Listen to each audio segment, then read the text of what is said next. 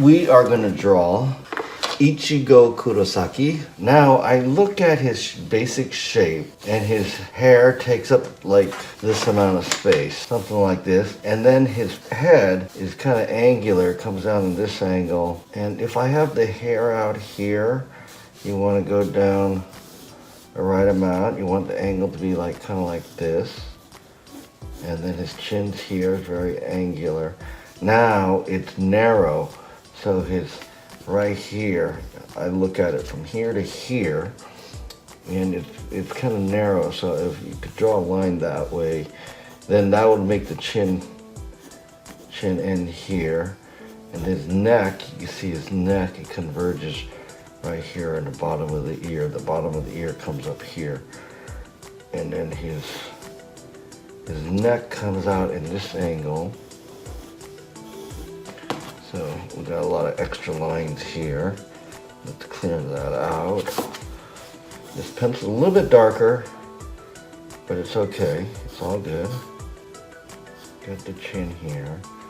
His face comes out here. It kind of rounds out here a little bit.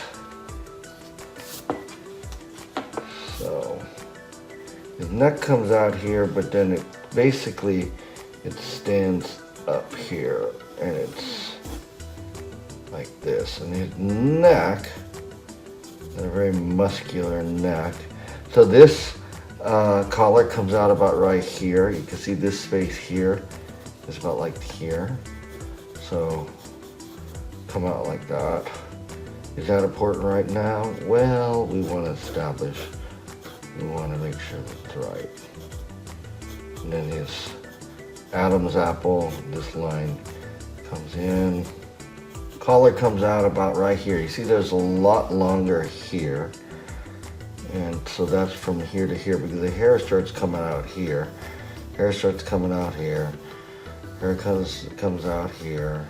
And there's this thing with the hair. Anime characters, they have that a lot. And you can kind of freelance a little bit with that. And the hair comes out here. It'll come out here. And then it'll take a good part of that side of the face there. So you can put the ear details in later. His eyes go across here.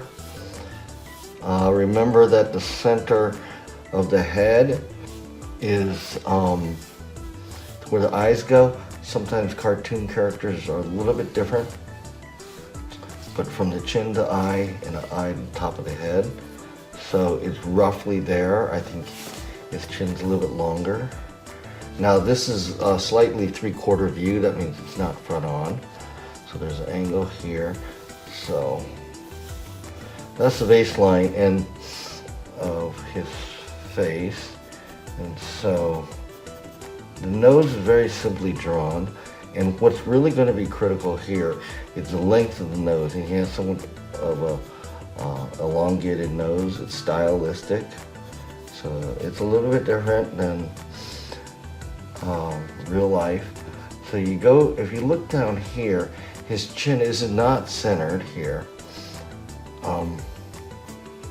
It's a stylistic thing, or it's just a sketch or whatever. And so we just touch in these things. You can see there's not a lot there.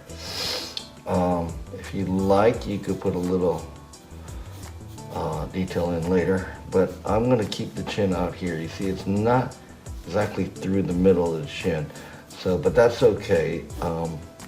Chin's a little bit sharper here because that line. This is a cartoon, so the eyes look like they're here and here. They're on two separate planes, like kind of like here and here, and that's okay. It's a little bit different than real life though. So let's get this here. Large eyes, and you want to see this amount of space here. There's a lot of space here, so I think I kind of got it. This is a curved line, and it's straighter on him, if you see that. And what that does, it cuts off the bottom of the eye, and it gives a really distinct look. Okay, so it's really sketchy here. This one, it's on that side of the head, so it's a little bit more, it's a little bit smaller. And then you have eyebrows that really create a lot of emotion here. It skims right by this eye, so I'm going to have it go skim right by the eye. And it goes upward and disappears behind the hair. This, I have a little bit too much angle on the bottom there. So that's basically it. It's very sketchy here, but you see what's going on. And here, this pattern here, the nose, is very typical even in real life. So it's a good thing to remember. And then it's just a matter of, always remember this big pointed piece of hair here. It seems to be a running thing with anime characters, male especially, and so you get real creative with the hair here, but there are certain patterns, and I think if you keep drawing this guy, you'll get used to his hair patterns. And you'll see this here, and I'm just doing it quickly, but it's something that you could take liberties with. His hair here, you can see a lot of times the sideburn comes down to a point. And then there's ears, and you'll learn to draw ears as you just copy a lot of cartoon ears. And this one has a lot more detail than most. And so what I would do, I feel compelled to put some cross hatching in.